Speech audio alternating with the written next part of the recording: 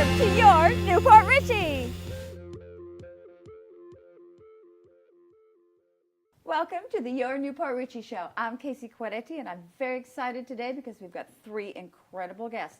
I've got Greg Smith here, Gary Gans, that are going to talk to us about the Hacienda Hotel, and we have Brett Greist, who is the owner of the East Main Street Coffee Shop. Amazing information is going to come forward, so let's get started right away. Okay, let's talk Hacienda. Let's talk Friends of the Hacienda. What is that? Well, the Friends of the Hacienda is a group that started about 3 years ago now, and just concerned citizens in the community that wanted to see the Hacienda restored, wanted to make sure that that the building itself was restored back to its original architecture. Of course, it has to be pretty much because it's on the historical registry of buildings. But we wanted to hopefully make sure that the city, thought about the citizens of the city and their planning for the building. And so we got together and formed a 501c3 and kind of started with tours and Tours, tours. Yeah. Let's talk tours. How many people have been through your tours? They are amazingly popular. Yeah, to date, we've had at least 5,000 people go through on our tours, and those are put together and done all by volunteers. We take them through the entire facility, tell them about some of the history and from everything from how it was built, how funds were raised, how it was furnished, some of the events and some of the people who have been there, and take them through the entire building. And it's always been a success. We even just did a fall one where we did a Halloween, a little bit in the dark, and a little ghosty, so that was very popular. And then I think Gary has some details on another one that's coming up shortly. yeah, our next tour is scheduled for February the 18th. Okay. So Sunday afternoon from 1 to 4.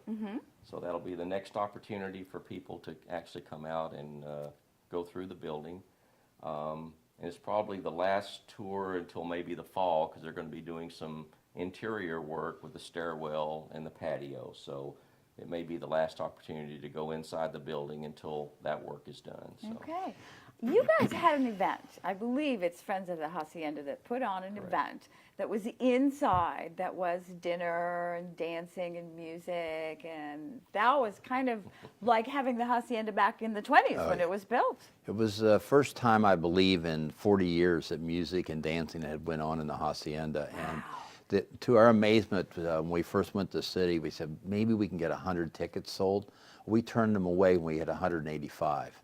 and we could have sold probably twice that many. And the amazing thing, we ran the entire event on 2 extension cords and a bunch of LED lights on batteries. And it was quite a success. We had great support from many businesses in town to help support us and have that event. And that was really opened a lot of people's eyes to what it was and what it could be again. So the momentum really has grown. I think we just sent out 120 some re-registrations of people who are friends of the Hacienda, which is growing all the time. And we have more people and businesses interested in what we're doing there. We had great sponsorship from that. And there's a lot more coming. So the Hacienda was a very high-end hotel back in the 20s, and it's my understanding that kind of people invested in it, and there were movie stars there, and that. Can you kind of give us some of the good gossip? Come on, spill the beans. Well, the building, it was built in 180 days, and You're kidding? No. And really the community leaders got together and funded the building of the hotel. The only hotel in town had burned before that. It was over on Orange Lake here. And so it was, again, a community effort to fund it and build it. And back in 1927 is when the doors opened. Okay. And I hear that seems like if you built something in 180 days that quickly, it would be a little bit shoddy. But I keep hearing things about how well the Hacienda Hotel was actually constructed. Well, it is on the historical building list, and it is one of those. But people probably don't know that in the past few years, the city has put money up. We've got grants to actually do all the engineering on the building has been done. So everything from the ground it's setting on to the ground around it. Also structurally, every floor, every beam is inspected. In that building, there's only one beam that has to be replaced in the kitchen area. We can't find any significant termite damage whatsoever in the building. It was always an electric building, has no gas, has ever been in the building as far as gas going to rooms. It was the first hotel also to have a bathroom for every guest room in Florida. So, I mean, it was a really big deal in its day. It did have 50 guest rooms, and of course it had a dining room and then the parlor, which was the main area that you walk into today, which most people think is actually the main entrance from Main Street, but it literally isn't. That was a courtyard and that was a parlor room that you walked into. So you actually came in from Bank Street, which now has new streets, and we're now reconstructing the wall that will be there. And that wall was there for what? Fencing? That or? wall had many reasons. One, it shielded that side of the building where, of course, the sun comes up and puts all the heat on the building. But when the water ran off the building, it was filled full of sand back there, and that would stay wet and would cool the rest of the foundation, which sits about 3 feet off the ground, so the air would circulate through the building.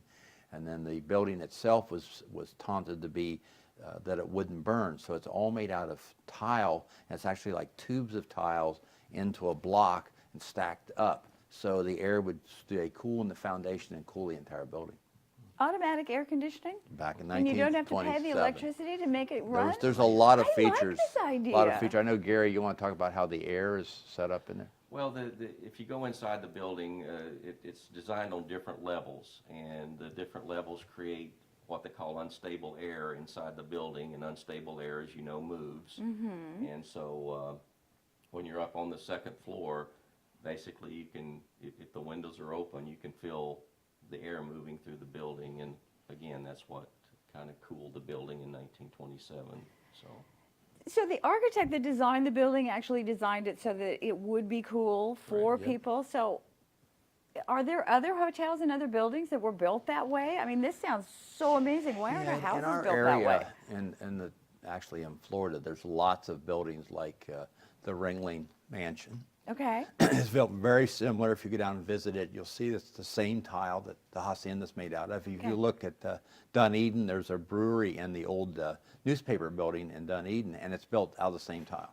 So anything they didn't want to burn, that's the way they built it. It also kept it cool at the same time. In fact, the new verandas that they put on the second floor, which are like porches sticking out the back that just got redone, and those have big insets before you actually get to the door. So you could open those up and the air would rush down the hallways and cool all the rooms as it went through. So, I mean, it was all about ventilation and where you placed it back in those days. That's amazing how well thought out it was.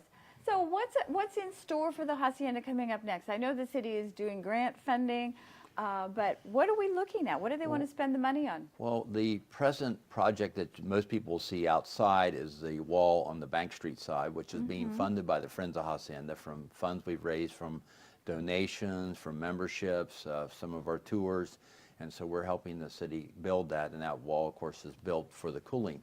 So that's going to be done. But when we tore that down, something unique is starting to happen, and we're using as many local contractors as we can to build the wall, to help demo the wall, and also even recycle all the material. But when they demoed it, they found out that inside it was all flint concrete, gravel, and that had to come from Brooksville. So that concrete evidently those lintels that were used were built and then set there. Were all made locally, just like the iron and everything else is all blacksmith built in the building. So inside, they're going to reconstruct the grand stairwell. That's one of the projects. The beam and also the windows and doors are also slated. So there'll be a lot of inside work being done to the Hacienda this summer. Fantastic. Now, who gets to go down the grand staircase first? I know it was, who was it? Gloria Swanson? Gloria Swanson. Gloria Swanson, yeah. It was famously, was it made for her, or is that just a story? Well, Oh, you're laughing. I love that idea. Well, obviously the hotel has a lot of Hollywood, connections. Sure. With Gloria Swanson, and of course Joe Kennedy spent time here back during Prohibition, and so there's a lot of stories about the hotel that is kind of set in lore, folklore, or whatever, but it's mostly true.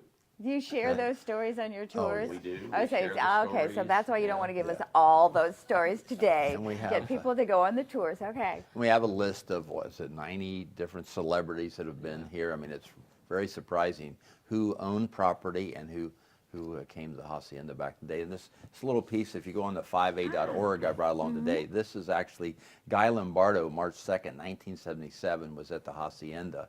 And he had over 600 people there that evening when they had that event. So there's Tiny Wow. Tim has been at the Hacienda. Tiptoeing through the tulips, was he? Tiptoeing through the tulips. And we've had a lot of folks. In fact, I was told by Thad Lowry, who ran the radio station at that time, and interviewed him and said that he was probably one of the most knowledgeable people in the industry that knew music and about it that he'd ever interviewed. So he was a quite real expert. He was a real expert. Fantastic. Well, you know what? We're going to come back and we're going to talk to our local coffee expert. We'll be right back, everyone. We're going to talk to Brett about coffee.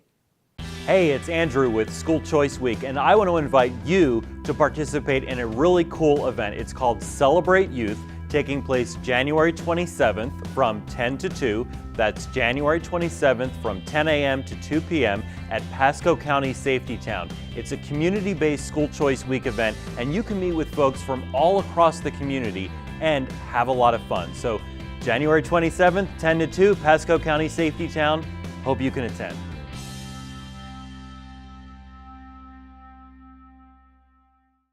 I'm JDRF. I am JDRF. I'm JDRF because I am JDRF. type 1 diabetes is hard. I am JDRF because I advocate. Because I am helping research progress. Because I am part of a community of hope. Because I believe we can find a cure. I'm JDRF because I'm gonna beat this. Type 1 diabetes won't hold me back. We are JDRF. We are JDRF because we do big things. We are JDRF. Because they're the ones at the front lines doing what we need. Every morning when I wake up, I am JDRF. I am JDRF because I want an artificial pancreas. Because I am the mother of a type 1. Because I am a fighter. Because I believe in them. Because I want my kids to say they used to have diabetes. Because I want to help others. Because I believe we're all working together. Because together we can build a community. Helping to just raise awareness for type 1 diabetes. I am JDRF because I want to see a world where type 1 becomes type none diabetes. I am JDRF because I want a cure.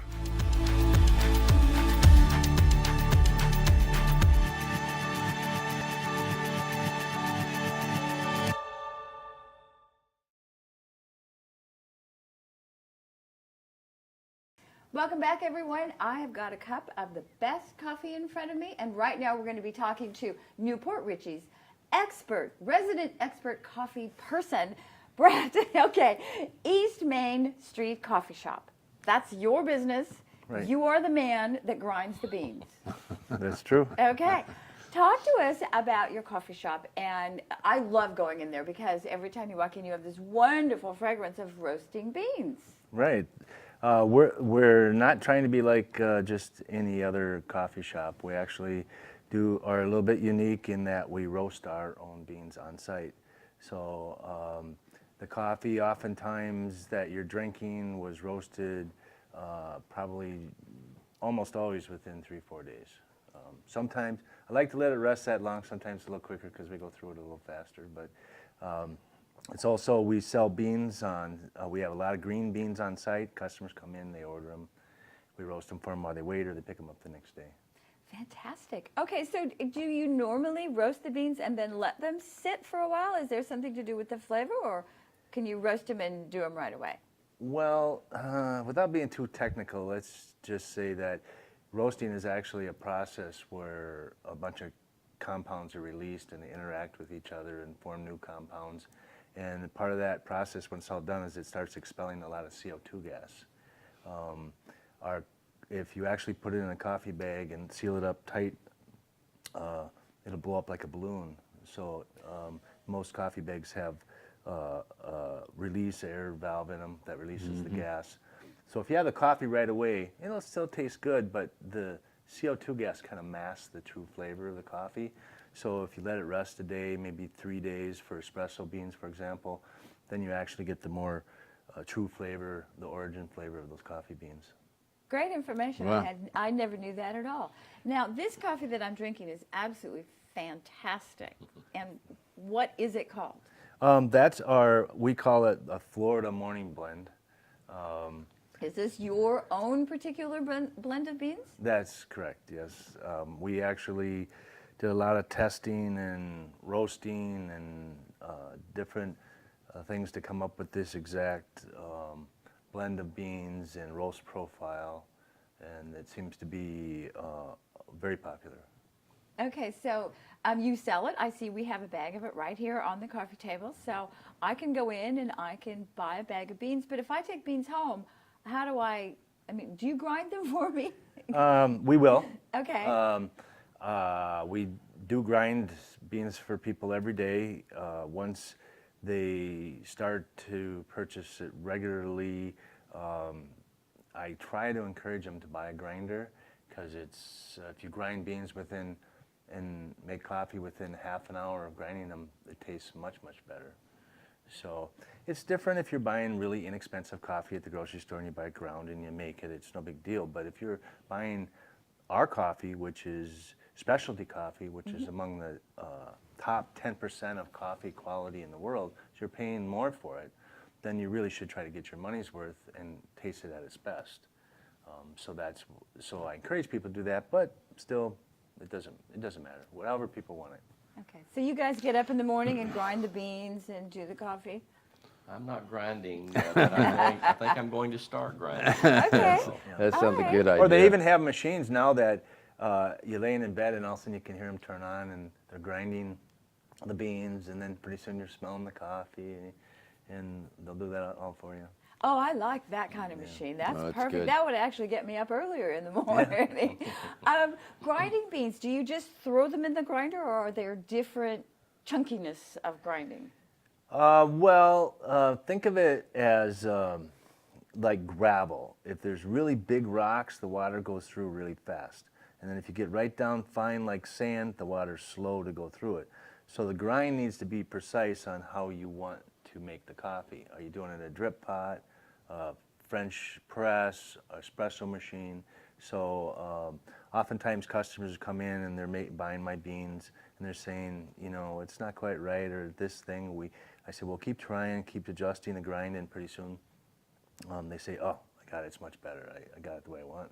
Now they know how to do it, and they're happy. So it gets complicated, but it doesn't have to be. It's just where the term the barista came from.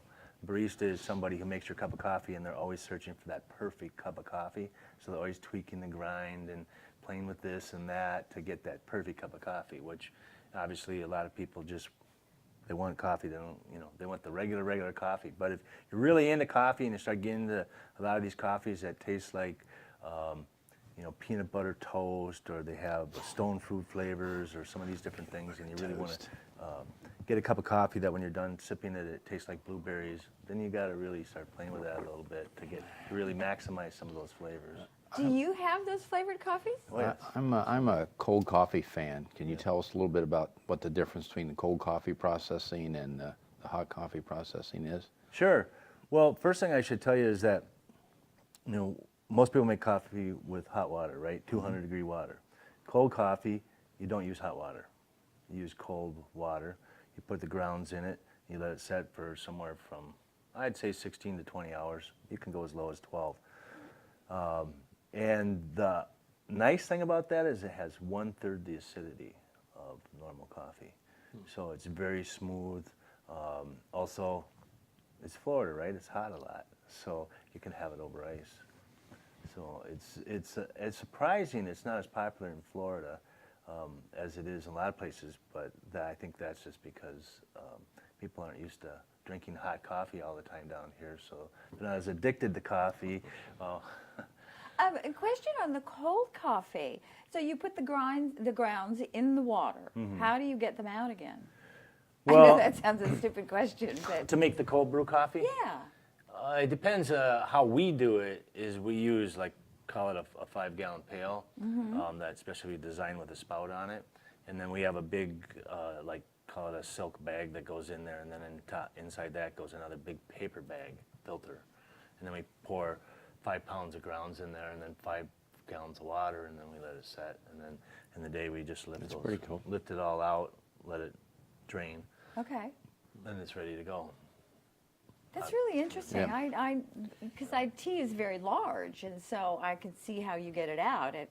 But this is very interesting. And one of the things that makes us unique versus a lot of other coffee shops too is that we actually make all of our iced espresso drinks, like ice caramel latte or mocha latte over ice with that cold brew.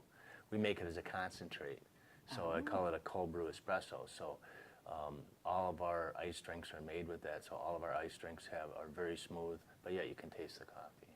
How cool is that? So what's your most popular iced coffee drink, since this is Florida? I used to say mocha, but it seems that white chocolate has really taken off in the past year White chocolate. or so. Ooh, that sounds like something I'm going to have Sounds good. real soon. White chocolate and caramel is very popular. Ooh, that sounds lovely. It's surprisingly good. Okay, I think I'm going to have that when I come in and get one of your breakfast treats that I know that you make in the shop. Thank you very much for being here. I appreciate all of you sharing your time with me. I'm going to take just a second and go over a couple of the events that are coming up in the future. Okay, so this Saturday, everyone, we have the Hospice Walk at Sims Park. I believe that starts at 10 o'clock. February 3rd, which is the following Saturday, we have another one of our free family movie nights. This one is going to be really popular. It is the Lego Ninjago movie. I haven't seen it. I can't wait. Bring the whole family. Bring grandma. Bring the kids. You've got grandkids. Oh, yeah, they'll be there. You got to take them to the movie. Then the following week, which is February 10th, we will be having the legendary Blue Notes for a free winter concert. Perfect to do a little early Valentine's Day. And the Rec Center is also having Stamp Fest, which it's not stamps, it is scrapbooking. So lots going on in the next few weeks. In the meantime, I will see you all downtown.